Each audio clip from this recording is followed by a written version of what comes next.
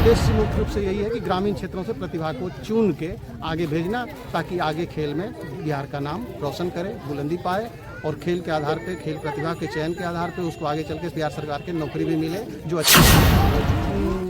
सरकारी नौकरी भी पा सकते हैं। सरकारी नौकरियों में विभिन्न पदों के लिए खिलाड़ियों के लिए सीटें सुरक्षित होती है और वर्तमान जो सरकार है इसका शिक्षा पे, खेल पे और प्रतिभाओं के चयन पे, प्रतिभाओं की खोज पर ज़्यादा फोकस है और नतीजा यह है कि सरकारी दिशा निर्देश जैसा हुआ वैसा अनुपालन किया जा रहा है। और कोशिश तो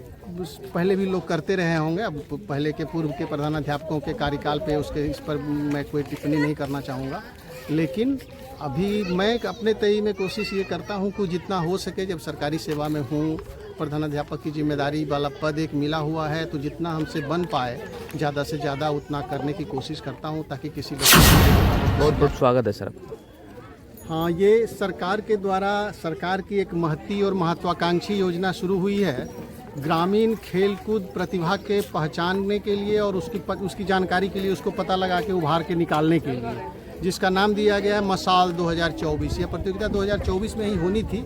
लेकिन अत्यधिक विपरीत मौसम, अत्यधिक ठंड के कारण ये प्रतियोगिता दिसंबर में स्थगित कर दी गई और जनवरी में, और उसी प्रतियोगिता को अभी फिर से शुरू किया गया है। 25, 26 और 27 3 दिन तक विद्यालय स्तरीय प्रतियोगिता होना है, जिसमें ग्रामीण क्षेत्रों में विभिन्न 5 तरह के प्रतिस्पर्धा में, एथलेटिक में, साइकिलिंग में, लंबी कूद, ऊंची कूद, दौड़, 100 मीटर, 200 मीटर, 600 मीटर, 800 मीटर इत्यादि की प्रतियोगिता संपन्न होनी है। और उसमें ग्रामीण क्षेत्र के प्रतिभाओं का 2 ग्रुप में बांटकर अंडर 14 और अंडर 16, अंडर 14 में वर्ग 6 से 8 के बच्चियाँ आते हैं और 9-10 के बच्चियाँ अंडर 16 में आते हैं। तो अंडर 14 और अंडर 16 में दोनों में ये स्पर्धाएं लड़के लड़कियों दोनों के लिए है। केवल वॉलीबॉल और फुटबॉल 2 प्रतियोगिता है जिसमें केवल लड़के भाग लेंगे, वो भी अंडर 16 वाले, वो अंडर 14 वाले के लिए नहीं है। तो ये प्रतिस्पर्धा हम लोगों के विद्यालय में शुरू है। कल भी आयोजित हुआ था प्रतियोगिता, जिसमें कबड्डी हुई थी और 200, 100, 400, 800 मीटर दौड़ संपन्न हुआ था। और आज cycling, long jump, cricket ball throw की प्रतियोगिता प्रस्तावित है, होने जा रही है। अभी साइकिलिंग की प्रतियोगिता हो रही है अंडर 14 की, अंडर 14 के बाद अंडर 16 की प्रतियोगिता संपन्न होगी बालक और बालिका ग्रुप का,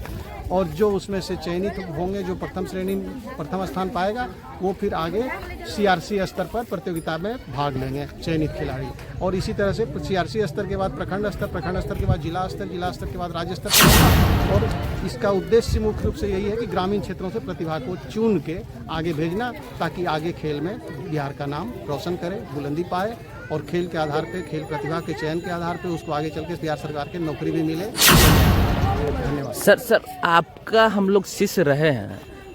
उस समय भी पढ़े हुए हम लोग आपके साथ रहे हैं। जो स्थिति उस समय थी, आज इतना बदलाव आप किए हैं, क्या इस बारे में कुछ बोलिएगा? स्कूल बदलाव तो जैसे जैसे समय बदलते समय के साथ, जैसे जैसे सरकार का आदेश होता है, पहले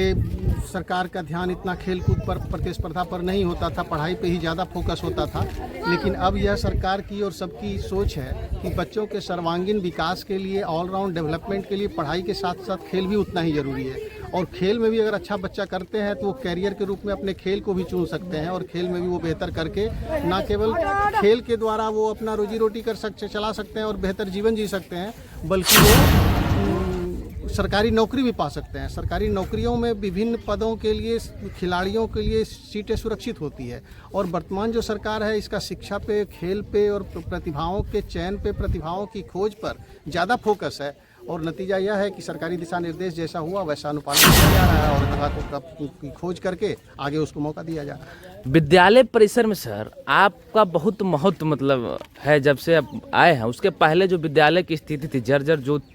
वो नहीं, अब रौनकता मतलब विद्यालय में आई है। वो कोशिश तो पहले भी लोग करते रहे होंगे, अब पहले के पूर्व के प्रधानाध्यापकों के कार्यकाल पे उसके इस पर मैं कोई टिप्पणी नहीं करना चाहूँगा, लेकिन अभी मैं अपने तय में कोशिश ये करता हूँ कि जितना हो सके, जब सरकारी सेवा में हूँ, प्रधानाध्यापक की जिम्मेदारी वाला पद एक मिला हुआ है, तो जितना हमसे बन पाए ज़्यादा से ज़्यादा उतना करने की कोशिश करता हूँ, ताकि किसी बच्चे, किसी अभिभावक को शिकायत नहीं हो।